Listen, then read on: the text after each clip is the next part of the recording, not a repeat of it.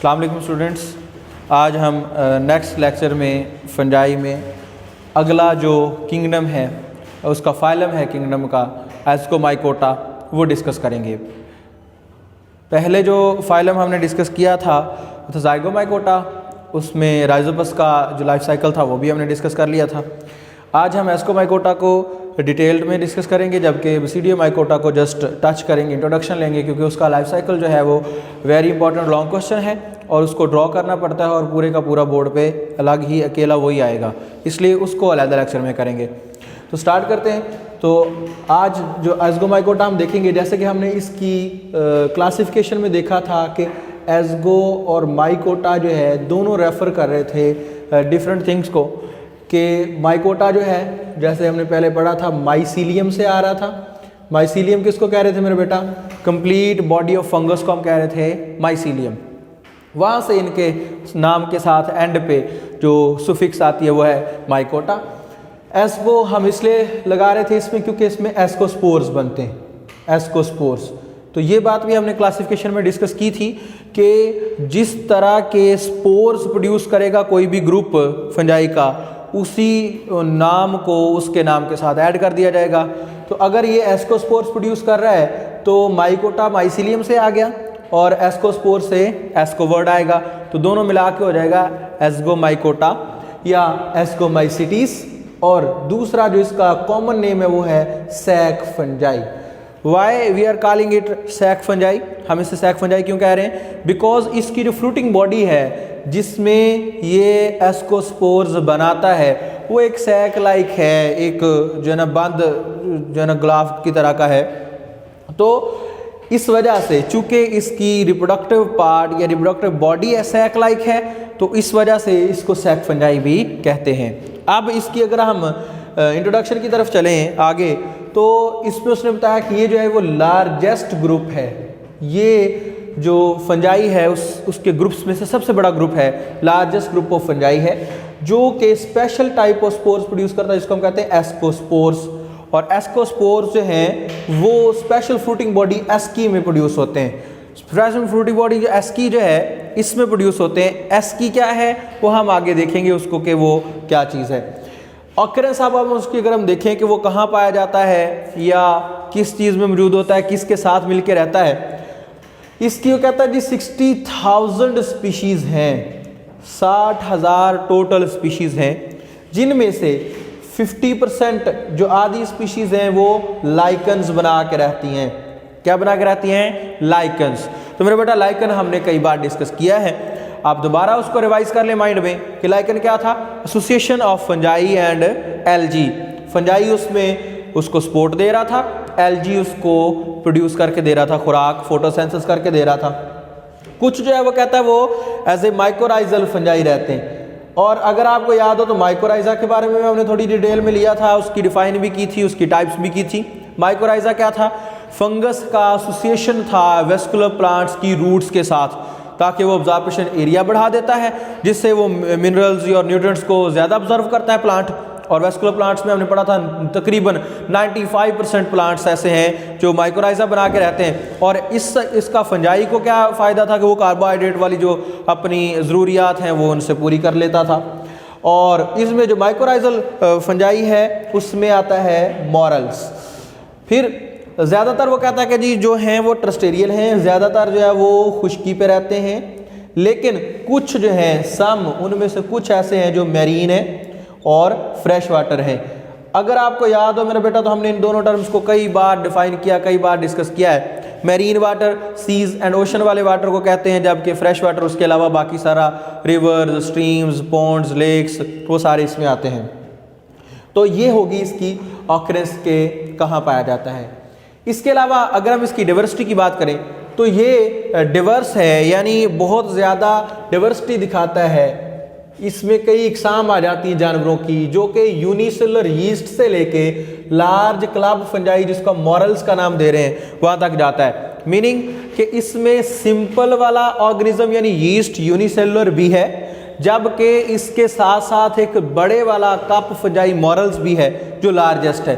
तो इसका मतलब इसके बॉडी फॉर्म बहुत डिवर्स है, ज़्यादा किस्मों का है जो इसमें हम डिस्कस करते होते हैं। ठीक है जी। अगली बात जो इसमें हमने करनी हुई है सेक्सुअल रिप्रोडक्शन। सेक्सुअल रिप्रोडक्शन इसमें जैसे कि हमने पहले पढ़ा है, इसकी कैरेक्टरिस्टिक फीचर में लिखा हुआ है कि ये जो देता है सेक्सुअल रिप्रोडक्शन वो एस्कोस्पोर्स बना के देता है। एस्कोस्पोर्स जो होते हैं वो हैप्लॉइड होते हैं। और अगर आपको याद हो तो मेरे बेटा हमने ये कई बार बात डिस्कस की है कि जब भी सेक्सुअल रिप्रोडक्शन होगी तो क्रोमोसोम नंबर हैप्लॉइड होगा, हाफ होगा, कम होगा, टोटल या डबल होता है, डिप्लॉइड होता है, 2n होता है, हैप्लॉइड हाफ होगा तो 1n होगा। सो एस्कोस्पोर्स हैप्लॉइड होते हैं और 1n होते हैं। जब भी कभी हमने 1n प्रोड्यूस करना है तो वो प्रोड्यूस होगा मियोसिस से। और अगर हमने नंबर ऑफ क्रोमोसोम सेम रखना है एज इन पेरेंट सेल तो फिर क्या होगी, माइटोसिस। और अगर हाफ करना है तो फिर होगी मियोसिस। सो मियोसिस के जरिए से ये एस्कोस्पोर्स प्रोड्यूस करता है और एस्कोस्पोर्स होते हैं हैप्लॉइड यानी 1n। और ये जो एस्कोस्पोर्स प्रोड्यूस होते हैं ये होते हैं एक स्पेशल स्ट्रक्चर में, उस स्पेशल स्ट्रक्चर का नाम है एस्की और सिंगुलर उसका होता है एस्कस। एस्कस और ज़्यादा होंगे तो एस्की होंगे। और मियोसिस जो है उसके फौरन बाद न्यूक्लियर फ्यूजन होती है, यानी दोनों का न्यूक्लियस आपस में मिलता है। जब दो आपस में इकट्ठे होते हैं तो इनसाइड द एस्कस, एस्कस के अंदर ही। इसमें वो कहता है कि हर एक फ्रूटिंग बॉडी जो है उसमें 8 एस्कोस्पोर्स होते हैं, 8 एस्कोस्पोर फाउंड होते हैं एक एस्कस में। और ज़्यादा जो एस्कस है खुद वो जिस फ्रूटिंग बॉडी में बनता है उसको हम कहते हैं एस्कोकार्प। क्या कहते हैं उसको, एस्कोकार्प। 8 एस्कोस्पोर्स बनते हैं एक एस्कस में और 8 एस्कस होते हैं एक एस्कोकार्प में। और उसके बाद ये कहता है कि इसमें लेंथी डाइकैरियोटिक फेज होता है, यानी डाइकैरियोटिक फेज ज्यादा देर तक रहता है जो कि एस्कोकार्प बनाता है। बट इस एस्कोकार्प वो मैंने उधर आपको बना के दिखाई हुई है। ये पूरी की पूरी बॉडी ऊपर वाली जो है, ये जो ब्लैक में हमने शो किया है, ये है एस्कोकार्प। ये उसकी फ्रूटिंग बॉडी है, ऊपर से जो सैक लाइक उसको गुब्बारा नमा जिसको बनाती है। इसके अंदर ये 8 जो लगे हुए हैं ब्लू में, ये है एस्की। और हर एस्की के अंदर जो 8 बने हुए हैं 8 एस्कोस्पोर्स हैं। तो ये उसकी स्ट्रक्चर है एस्कस की। कि बाहर वाली वॉल जो उसको सराउंड किए हुए हैं वो है एस्कोकार्प। अंदर उसके जो लंबे बनाए हुए हैं हमने वर्टिकली वो है एस्की। उनके अंदर वो जो गोल गोल हमने रेड से भरे हुए हैं वो है एस्कोस्पोर्स। हर एक एस्की के अंदर 8 एस्कोस्पोर्स होते हैं। टोटली 8 एस्की होते हैं और एक एस्कोकार्प में होते हैं। इससे ज़्यादा भी हो सकते हैं, कम भी हो सकते हैं, रेशो चेंज भी होती भी रहती है। तो यहाँ तक इसकी हो गई सेक्सुअल रिप्रोडक्शन। ठीक है जी, दोबारा रिपीट करूँ तो हमने कहा कि इसमें एस्कोस्पोर्स बनते हैं जो हैप्लॉइड होते हैं, मियोसिस से बनते हैं, 1n होते हैं, एस्की में बनते हैं, सिंगुलर एस्कस होता है, न्यूक्लियर फ्यूजन हो जाती है उसके फौरन बाद, 8 स्पोर्स बनते हैं एक एस्कस में और वो जो एस्कस होते हैं वो एस्कोकार्प में होते हैं। वो हमने वहाँ बना लिया एस्कोस्पोर्स, एस्की, एस्कोकार्प। और ये लेंथी डाइकैरियोटिक फेज रखता है। एसेक्सुअल रिप्रोडक्शन की अगर हम बात करें तो वो कोनिडिया से होती है। कोनिडिया क्या था, वो कोनिडियोफोर हमने पढ़ा था डिटेल में, वही उसमें आता है कि लंबे वाला जो है ना हाइफी मॉडिफाई हो जाता है। इसमें जिसकी हमने यीस्ट की बात की थी, इसमें ये मेरा बेटा अलग से दिया गया है। अलग से इसलिए दिया गया है कि इसका इंपॉर्टेंट शॉर्ट क्वेश्चन भी आता है।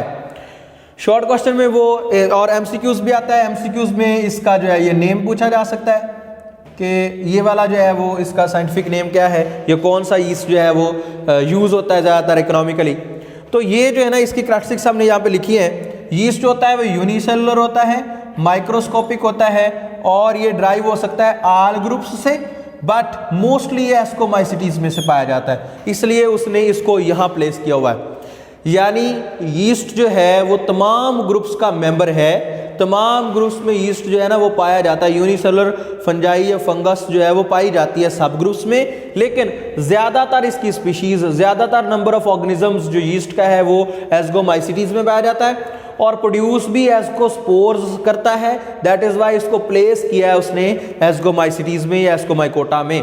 तो ये यूनिसेलुलर होता है, माइक्रोस्कोपिक होता है, तमाम ग्रुप्स में पाया जा सकता है, लेकिन ज़्यादातर मोस्टली ये एस्कोमाइसिटीज का हिस्सा है। सेक्सुअली रिप्रोड्यूस करता है एस्कोस्पोर्स बना के, तो फिर ये वाकई इसी का हिस्सा ज़्यादा हुआ। और एसेक्सुअली ये प्रोड्यूस करता है बडिंग से। बड कैसे बनती है वो हमने देखा था, इसी के अंदर हमने बना के दिखाई थी, वो स्ट्रक्चर देखी थी जिसमें एक आउट ग्रोथ बनती है, बड में चेंज हो जाती है, वहाँ से नया फंजाई जो है या नया माइसीलियम जो है वो बन जाता है। और ये जो मेन इसकी कैरेक्टरिस्टिक है, जो सबसे इंपॉर्टेंट पॉइंट है इस यीस्ट का, वो मेरा बेटा हमारे पास लिखा हुआ ये है कि ये फर्मेंट करता है कार्बोहाइड्रेट्स को। कार्बोहाइड्रेट की फर्मेंटेशन करता है एथेनॉल में और कार्बन डाइऑक्साइड में। ये वो फीचर है जिसकी वजह से इसको ब्रेवरी इंडस्ट्री में यानी शराब खाने में इस्तेमाल किया जाता है, मशरूबात में इस्तेमाल किया जाता है। इसके अलावा दही बनाने में, पनीर बनाने में, इन सारी चीज़ों में यीस्ट इस्तेमाल होता है। इस इस्तेमाल की वजह से, इस फीचर की वजह से, अकॉर्डिंग टू दिस फीचर, ये जो है इकोनॉमिकली इंपॉर्टेंट है, इकोनॉमिकली इसको इंपॉर्टेंट समझा जाता है। और यही मेन जवाब होता है जो हम लिखते हैं इसमें, इसकी इकोनॉमिकल इंपॉर्टेंस में। ये जो यीस्ट है, इसमें एक तो इकोनॉमिकल इंपॉर्टेंस इसकी लिखनी है, एक उसके बारे में थोड़ा इंट्रोडक्शन लिखना है। इंट्रोडक्शन में बताना है यूनिसेलुलर है, माइक्रोस्कोपिक है, तमाम ग्रुप्स का मेंबर है, लेकिन ज़्यादातर एस्कोमाइसिटीज में पाया जाता है।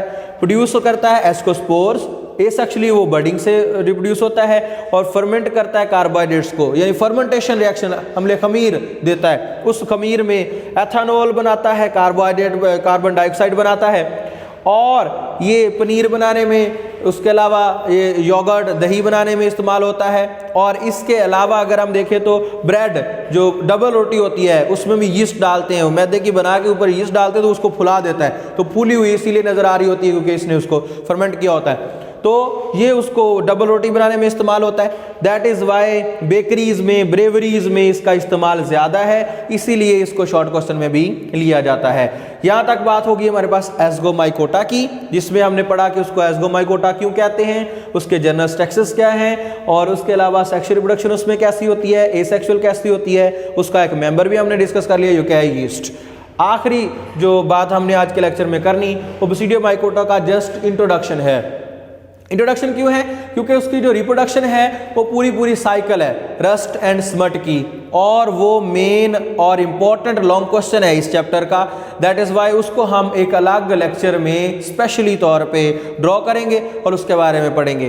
तो इसका इंट्रोडक्शन हम ले लेते हैं। बसीडियोमाइकोटा या क्लब फंजाई, अब ये बात भी हमने पहले डिस्कस की हुई थी कि इसको बसीडियो क्यों कह रहे हैं या क्लब क्यों कह रहे हैं। अगर आपको याद हो, हम कह रहे थे क्लब डंडे नुमा स्ट्रक्चर को कहते थे, और इसमें यूं लंबा बसीडियम बन रहा था जिसके अंदर बसीडियोस्पोर्स थे।